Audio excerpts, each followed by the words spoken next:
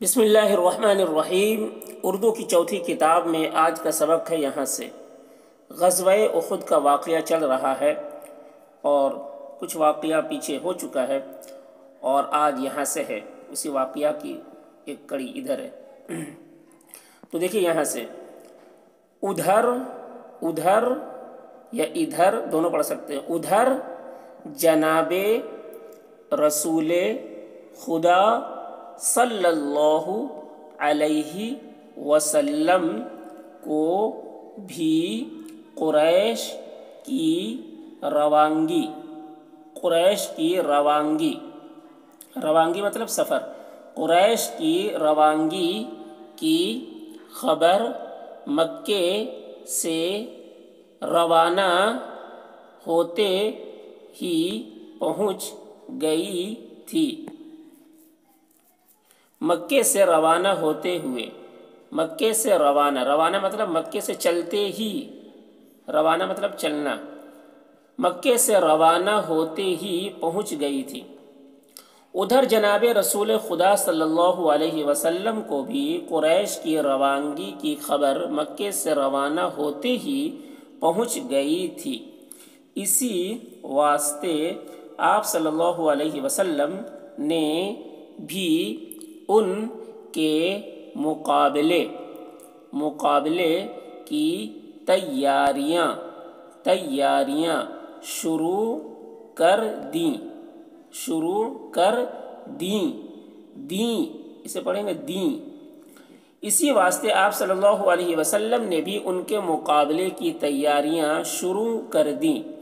پہلے تو آپ صلی اللہ علیہ وسلم کا ارادہ یہ تھا کہ مدینے ہی میں بیٹھ کر حملے کو روکیں۔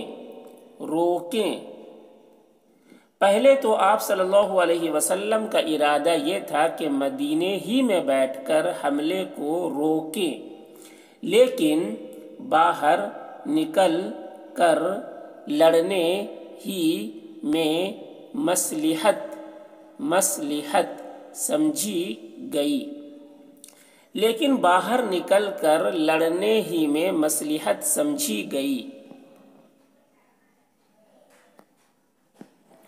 اس لیے آپ صلی اللہ علیہ وسلم 1000 آدمیوں کے ساتھ مقابلے کو نکل کھڑے ہوئے۔ اس لیے آپ صلی اللہ علیہ وسلم 1000 آدمیوں کے ساتھ مقابلے کو نکل کھڑے ہوئے۔ مخالفوں کے اس بڑے بھاری لشکر کے مقابلے میں مسلمانوں کی جماعت بہت ہی کم تھی۔ مخالفوں یعنی دشمنوں، مخالفوں کے اس بڑے بھاری لشکر کے مقابلے میں مسلمانوں کی جماعت بہت ہی کم تھی، جس کی ایک وجہ مدینے کے یہودیوں کی بدعہدی ہوئی۔ بدعہدی یعنی عہد کو توڑنا، جو وعدہ کیا تھا اس کی خلاف ورزی کرنا، عہد کو، وعدے کو توڑنا، بدعہدی ہوئی، جس کی ایک وجہ مدینے کے یہودیوں کی بدعہدی ہوئی، جنہوں نے باوجود معاہدے کے مسلمانوں کا ساتھ نہیں دیا۔ جنہوں نے باوجود معاہدے کے، معاہدہ ہو چکا تھا کہ مسلمانوں کا ساتھ دینا ہے، لیکن یہودیوں نے بدعہدی کی، معاہدے کو توڑ دیا اور ساتھ نہیں دیا۔ جنہوں نے باوجود معاہدے کے مسلمانوں کا ساتھ نہیں دیا، مزے سے بے فکر ہو کر گھروں میں بیٹھ رہے، مزے سے بے فکر ہو کر گھروں میں بیٹھ رہے، اور اور تقاضا کرنے پر بھی مسلمانوں کی امداد کو نہیں نکلے۔ اور تقاضا یعنی ان کو بولا گیا کہ ضرورت ہے، اس کے باوجود بھی وہ مدد کو نہیں نکلے، اور تقاضا کرنے پر بھی مسلمانوں کی امداد کو نہیں نکلے۔ اس پر ترہ یہ ہوا،